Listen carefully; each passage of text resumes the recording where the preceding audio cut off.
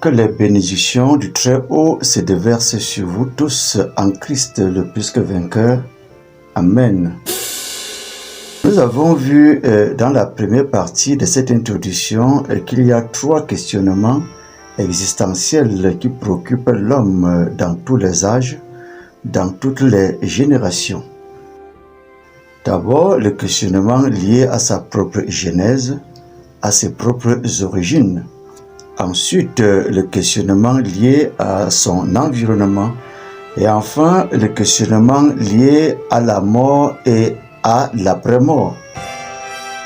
Si au commencement, le premier homme et les premières civilisations étaient spirituelles et abordaient ces questionnements comme des spirituels et apportaient des réponses conséquentes, et bien progressivement, l'homme religieux a pris place et aujourd'hui, ce sont des réponses religieuses qui s'imposent partout. Qu'est-ce que la spiritualité? Qu'est-ce que la religion? La spiritualité telle que nous la définissons est tout ce qui permet à l'homme de communiquer et de communier avec le divin qui est en lui, avec le divin qui est autour de lui, avec le divin qui est au-dessus de lui.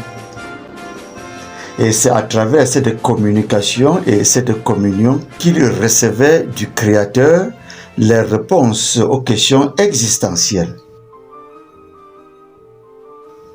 Ces réponses étaient et sont universelles et transcendent le temps et l'espace. La religion, quant à elle, est tout ce qui relie l'homme à Dieu avec les éléments spirituels internes à cette religion, c'est-à-dire les éléments que cette religion a en sa possession sont codifiés et acceptés au sein de cette religion comme étant des éléments sacrés. Ainsi, on ne parle plus de la spiritualité universelle, mais de la spiritualité de tel peuple ou la spiritualité de telle religion ou encore la vision du monde de telle religion, etc. Et comme elles sont nombreuses aujourd'hui, ces religions. Dans la réalité, chaque religion contient une partie de la spiritualité universelle.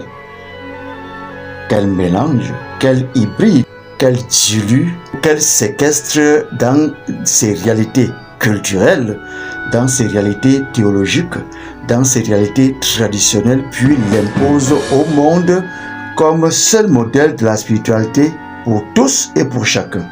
Alors les voilà ces religions qui provoquent des contradictions partout, des haines, des interminables guerres.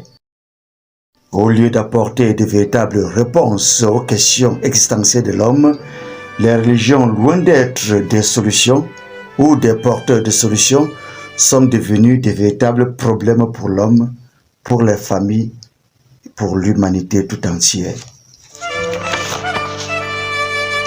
Il ne s'agit donc pas d'embrasser ou de rejeter telle religion ou telle vision du monde par rapport à l'autre, mais il s'agit de les sonder objectivement, laquelle objectivité n'est possible que quand nous commençons à balayer devant notre propre cours, à faire notre propre aggiornamento, à faire notre propre critique, à faire notre propre mise en cause, à faire notre propre mue pour retrouver les voies de la spiritualité originelle qui réconcilie, qui unit et qui élève tous les hommes vers le divin, le Dieu de tout peuple, le Dieu de toutes les nations, le Dieu de toutes les civilisations.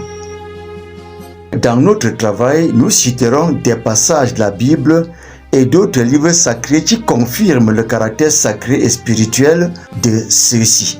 Même l'objectivité, l'humilité nous autorisent de voir et de dénoncer leurs insuffisances qui ne sont pas les moindres.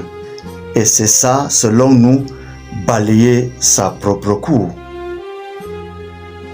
Le prochain module sera le module 1 qui nous permettra de pénétrer dans le vif du sujet en commençant à voir les différentes visions du monde qui ont été apportées par les peuples, par les religions, depuis les premiers peuples jusqu'alors. Et ce sera l'occasion pour nous de voir où se trouve de manière continue la spiritualité universelle, la spiritualité originelle qui unit tous les hommes, qui unit tous les peuples, qui unit tous les hommes, je le répète, créés à l'image et selon la ressemblance de Dieu. Que le Très-Haut vous bénisse abondamment. Amen.